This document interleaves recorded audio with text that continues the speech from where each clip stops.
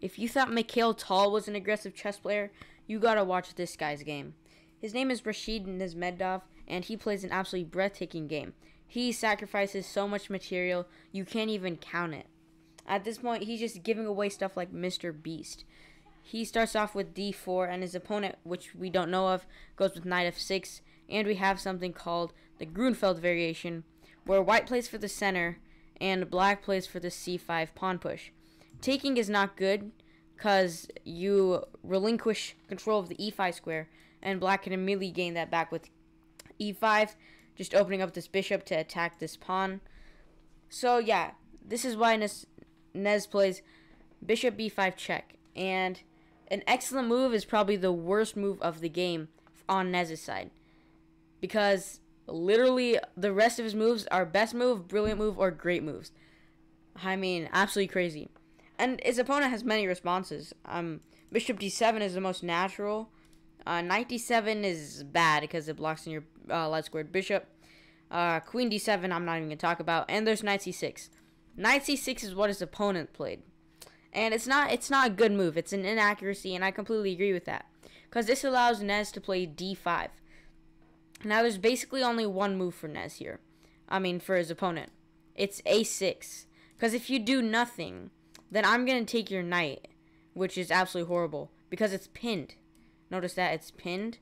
So you have to go a6 to attack this bishop.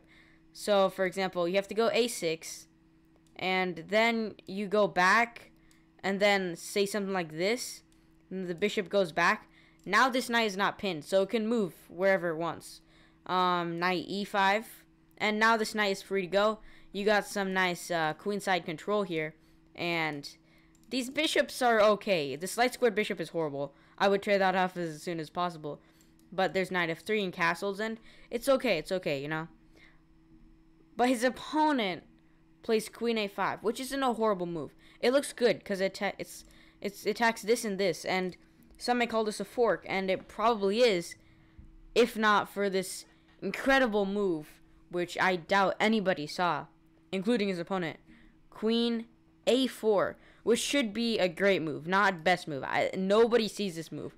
You are literally giving up a pawn to a fork. That's crazy. But the point is, you're adding so much attackers to this knight, it's basically good as nothing. It's gone. But the thing is, you're losing a rook. Now, I think what his opponent would have expected here is bishop d2. But the problem with bishop d2 is that taking the rook comes with check. And black has enough time. Bishop g7, for example. And now, what do you play? Bishop c6? Well, now taking is a bad move, but guess what? Black just escapes. And this king is safe. It looks incredible, but this king is safe. And guess who's up material? It's black. And look at this bishop. This king is safe. This bishop has to move again. This is horrible for white. Black is completely winning. Which is why Nez does not block with the bishop. And he plays an absolutely incredible move. It's the only move that keeps his advantage. His advantage is bigger than you think. The computer just cannot analyze his position, because he cannot think this far ahead. He plays king e2, which is absolutely crazy, because now taking the rook doesn't come with check. For example, you take the rook. The thing is, now it's white's move, and white is not forced to move his king. White is not forced to do anything. If you take this, for example, this knight is lost, and guess what? Once you take here, guess what is happening to this king? It is dying. The best move is to go king d8. Everything else loses. Bishop d7 is the second top computer move.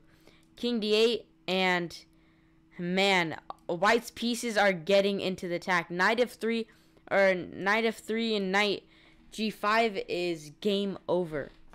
Black's king is dying, which is why his opponent plays bishop d7.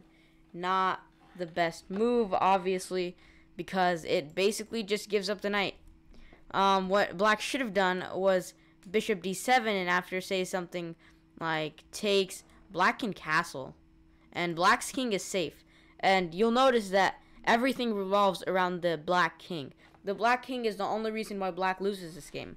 If the black king was completely safe, it would be game over for white. This black king needs to get safe. His opponent doesn't realize that, though. And he played bishop to d7. And now we can take this knight here for free. And once you take back, I can take back here. Now, you shouldn't take back here, obviously, because queen captures comes with a fork. And so, for example, bishop takes, queen takes, then king here, and we take the rook with check, and then our rook will escape, and then we will be up material. And believe me, if Nez is up material, he will crush everybody in his path. And his opponent plays rook d8, safeguarding the bishop from any other attacks. We don't want to, his opponent, black doesn't want any more pressure to be added upon his bishop, and look at this king. This king is smothered. Something's bad about to happen. Something bad. And Nez plays the brilliant queen b3. It gambits it sacrifices nothing except the rook, I guess. But you can't take this because you lose your queen. And you can't take this, believe it or not. You can, but it gets horrible. There's just bishop b2. And this happened in the game, by the way. Black did not take the queen. He took the rook, which is horrible. You should have just taken here. And now we have the in-between move. We don't recapture. Recapturing is bad because then you lose your bishop. You have to take first and then take the queen. And Nez is up a knight. But his opponent takes the rook, which is absolutely crazy. Bishop b2. This is a fork, but it's not about the material. It's about the king. Look at this queen, though. Look at this queen. It is confined to the first rank. There is nowhere to go except for the first rank. It is absolutely dead. The queen does not play a role in the game. It has to go to queen b1, the only safe square. But guess what? Top computer move is to take this bishop. This is how lost black is. But it's not clear to see why, because white is up material, and this bishop can't really take because of just you simply take this. I mean, it's crazy. It's a really tough position to play in. But Nez plays something that nobody found. The craziest move is sometimes the best move, and it's knight f3. Knight f3 is brilliant because it just gives up the rook. Now, this queen has nowhere to go because this pawn is protected. The queen cannot take this, move here, move there, or not there, move anywhere along this diagonal. The queen is forced, unless it wants to kill itself, it's forced to take this rook. And here's why Nez played this move. It is because of the great move knight e5. And guess who's protecting this f7 square? Absolutely nobody. Now, there's really only one logical move. You want to play this, it's pinned. I don't know. There's nothing you can do to defend this pawn except for what his opponent plays. E6. But you want to know what the top computer move was? It was queen d1. Or queen e1, queen f1. Just give up your queen with checks. Because this is how lost black is. It's just completely lost. You have to give up your queen with checks. And now black plays a seemingly innocent e6. Because it really seems like white's attack is over. There can't be anything. Okay, there are two attackers on this guy, but so what? So what? Black is already up material. I'm fine giving up some other material. 8 points of material. Black is up 8 points of material. Doesn't mind giving up, like, what, 3 points? Or, like, not even 3. I can't do math, but yeah.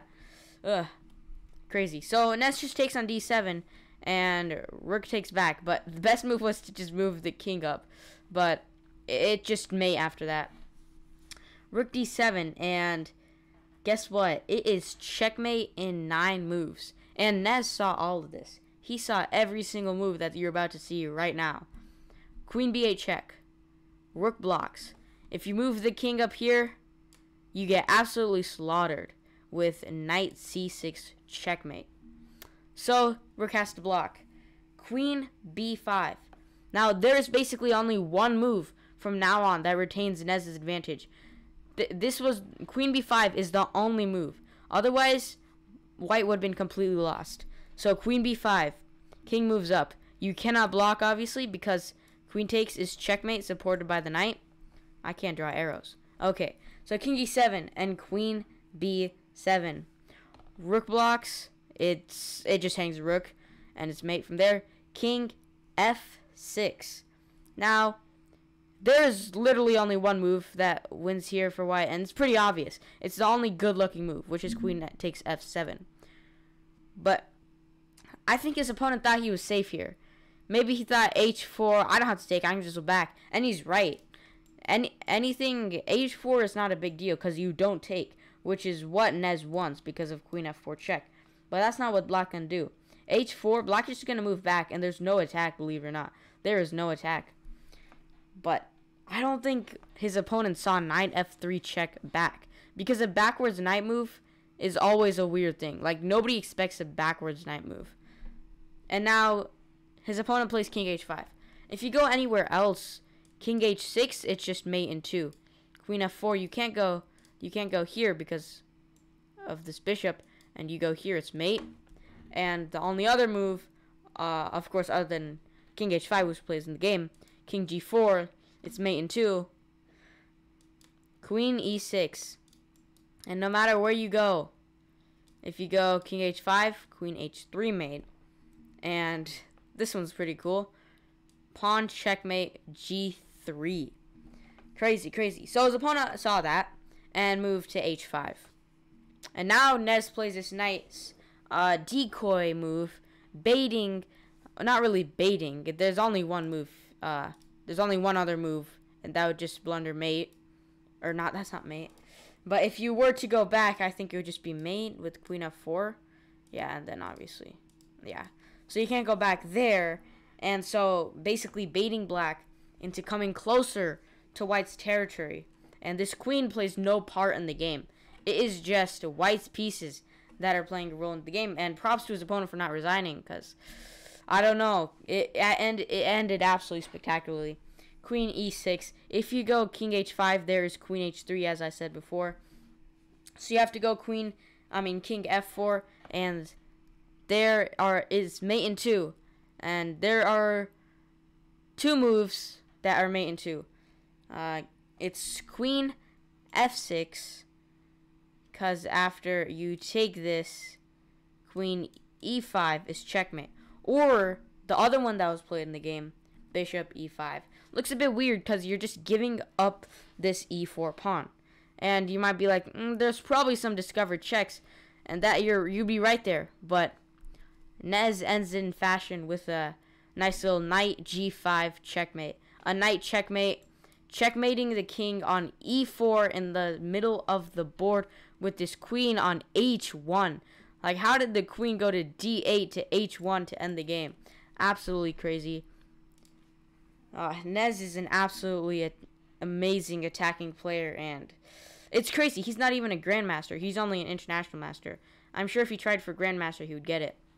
But absolutely brilliant game. And yeah,